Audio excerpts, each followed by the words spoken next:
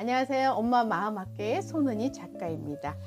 하버드는요, 미국의 첫 흑인 대통령인 버럭 오바마를 비롯해서요, 8명의 미국 대통령을 배출한 그런 대학교잖아요.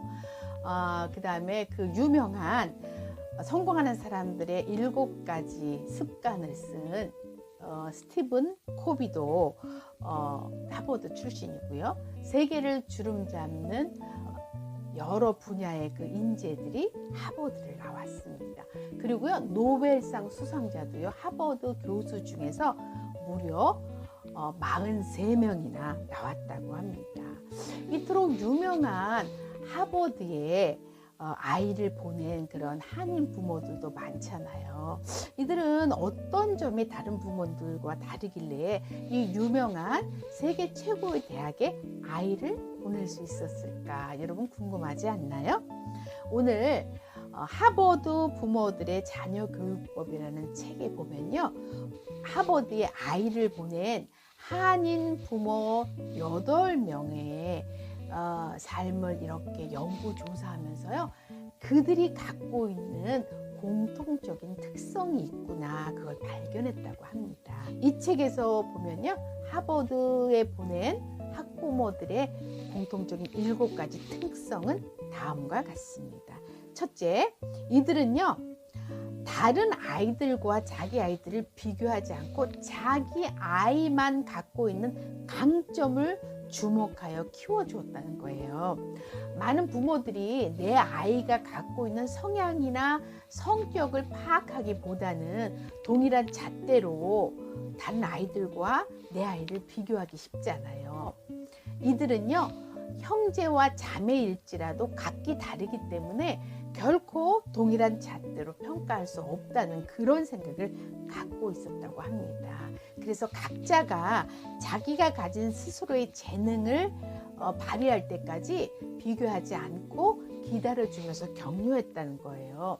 실제 어릴 때 보면은 습기가 없고 내향적이어서 친구도 잘 못 사귀고 또 발표도 잘 못하고 그런 친구들이 있잖아요. 그런데 부모가 격려해주고 칭찬해주고 자신감을 불어 넣어주다 보면요, 자라면서 정말 활달해지고 발표도 그 누구보다 잘하는 그런 자신감 있는 아이로 변하는 그런 케이스가 많은데요. 이들 부모들이 이렇게 아이의 특성을 인정하고 기다려주는 그런 부모였다고 합니다. 둘째는요, 아이들의 마음을 읽는 공감 대화에 신경을 썼다는 거예요. 그래서 이들 부모들이 미국 사회에서 살아남기 위해서 정말 고생 많이 하잖아요. 그런데 이렇게 미국 사회에 정착하기 위해서 바쁜 나날을 보내면서도요, 시간을 내서 저녁 시간만은 아이들과 대화를 하면서 일상 얘기도 들어주고 고민 얘기도 들어주면서 아이들과 공감대를 형성했다는 거예요. 그래서 보통 어른들이 보기에는 뭐 별로 사소하고 별로 중요하지 않은 일인데도 아이들을 막 죽고 싶다는 생각을 할 수도 있고 학교 가기 싫다고 생각할 수도 있는 그런 심각한 그런 고민을 하잖아요. 그런데 그것을 질책하기보다는 귀 기울여주고 마음을 읽어주었다는 거예요. 그러다 보니까 어릴 때부터 부모에게 자신의 얘기를 솔직하게 터놓는 아이들로 자랐고, 또 사춘기가 되면 또 학업 문제라든가 이성교제라든가 이렇게 시시콜콜한 얘기를 부모와 나누는 그런 아이들이 되어서 사춘기도 가볍게 지나갔다고 합니다. 셋째는요, 작은 것을 하나하나 이렇게 잔소리하고 질책하기보다는요, 격려하면서 아이의 길을 살려줬다는 거예요. 경쟁이 치열한 환경 속에서 살아가면서 아이들이 공부하는데 아이들도 얼마나 스트레스가 많겠습니까? 자기가 노력했는데 원하는 결과가 안 나오면 얼마나 스트레스가 쌓이겠어요. 그런데 그때 결과에 상관없이 최선을 다하는 과정의 모습에 칭찬을 아끼지 않는 긍정의 심리학을 사용했다는 것입니다. 그래서 아이들이 우리 엄마 아빠는 내가 좀 성적이 안 좋아도 끝까지 나를 잘 할 수 있을 거라고 믿고 기다려 주는구나, 이렇게 믿음을 갖게 해서요, 어렵고 힘든 순간이 와도 포기하지 않도록 아이들을 지지해 줬다는 거예요. 네 번째는요, 다양한 체험을 통해서 강한 정신력을 키워주는 것을 소홀히하지 않았다는 거예요. 아이들이 세상에 나가서 스스로 경험하는 만큼 성장하잖아요.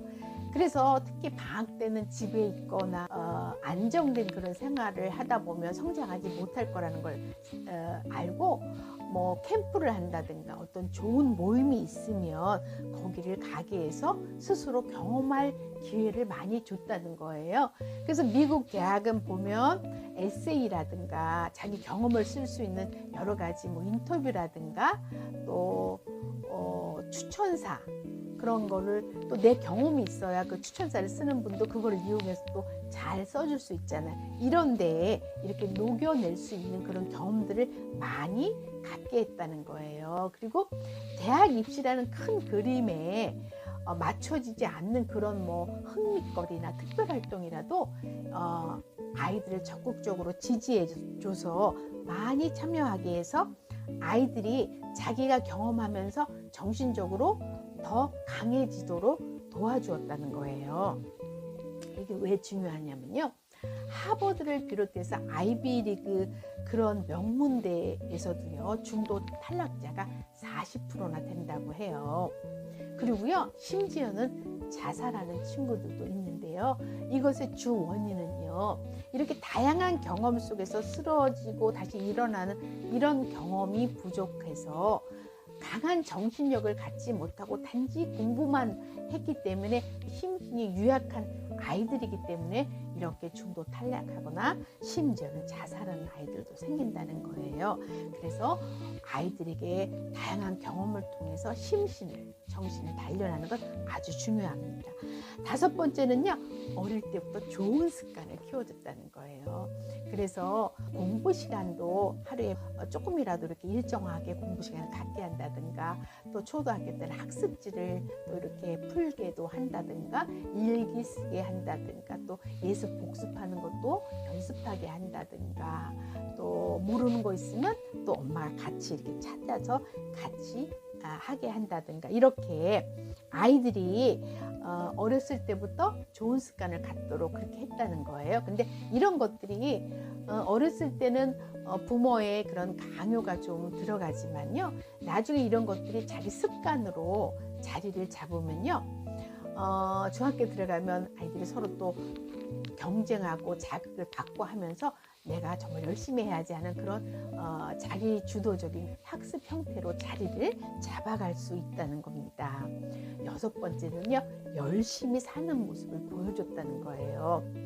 우리 엄마들은요, 아이들은 하나에서 10까지 다 쫓아다니면서 일일이 챙겨주고 잔소리해야 된다고 그래야 잘 큰다고 생각을 하지만요, 실제 아이들은요, 부모들이 늘어놓는 잔소리보다는요, 부모의 행동을 보고 배운다는 거예요. 그래서 이들 부모들은요, 경제적으로는 풍부하게 지원을 못 해줘도요, 부모 자체가 어려운 순간에도 좌절하지 않고 포기하지 않고 삶을 열심히 살아가면서 고난을 헤쳐나가는 모습을 보여줬다는 거예요. 그런 모습을 보고 어렵고 고난이 와도 포기하지 않아야 한다는 것을 배우니까 자기 절반은 이미 성공으로 이끈 그런 셈이라는 겁니다. 그 다음에 가장 중요한 거는요, 아이들의 인성교육에 무엇보다도 집중했다는 거예요. 단순히 공부만 잘해서 명문대에 들어가서 너만 잘하면 된다, 이게 아니라요, 감성도 풍부하고 무엇보다 다른 사람을 배려하고 남과 더불어 잘 사는 사회를 만드는 것이 중요하다는 것을 가르쳐줬다는 거예요. 그래서 하버드 입학으로 단순한 출세나 성공보다는 너가 하버드라는 좋은 대학을 들어가서 공부를 하니까 그렇게 공부해서 사회에 좋은 것으로 환원해주고, 그리고 너보다 못한 애들, 소외된 계층이나 그런 나라에 관심을 갖고 도와주는 사람이 됐으면 좋겠다, 그것이 너가 공부하는 목적이다, 이렇게 아주 긍정적이고 넓은 시각을 갖게 했다는 겁니다. 그래서 좋은 인성을 바탕으로 해서 타인과 사회에, 나라에 도움이 되는 사람이 되도록 길렀지, 자신만을 위한 공부나 자신만을 위해서 사는 이기적인 그런 태도가 아니라 이타적인 삶을 살도록 격려하고 지지해 줬다는 겁니다. 오늘 살펴본 하버드 학부모들의 공통적인 특성 들으시면서 여러분 어떠셨어요? 우리가 우리 아이들에게 실천할 수 있는 것은 무엇일까 한번 생각해 보면서 이 중에 한 가지라도 꼭 필요한 거 있으면 이렇게 실천을 한다면 우리 아이들도 어려서부터 똘똘하고 더 멋지게 그렇게 성장해 가리라 기대합니다. 감사합니다.